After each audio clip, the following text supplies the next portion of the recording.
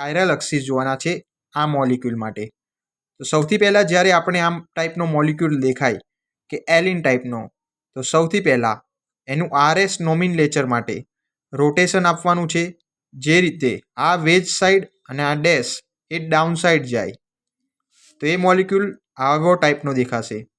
ત્યારબાદ આપણે એને કન્વર્ટ કરવાનો છે આની અંદર. એના માટે આપણે મોલિક્યુલને ઊભો જોવો પડશે. આ એ કાયરલ સેન્ટર નથી, પરંતુ કાયરલ એક્સિસ છે, જે કાર્બન કાર્બનની ચેઇન બતાવે છે. ત્યારબાદ વેજ અને ડેશ હંમેશા વર્ટિકલ લાઇનમાં આવશે અને જે પ્લેનર વેલેન્સી છે એ હોરિઝોન્ટલ લાઇનમાં આવશે.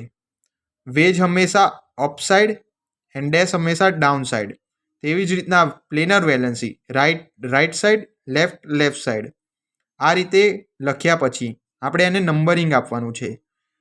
વેજને N1 N2, વર્ટિકલ લાઇનને N1 N2 અને હોરિઝોન્ટલ લાઇનને F1 F2 થી દર્શાવવાના છે. નંબરિંગ કર્યા બાદ આપણે નિયમ છે N1 to N2 to F1.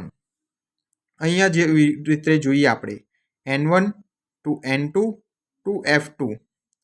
This is anti-clockwise. This is S configuration.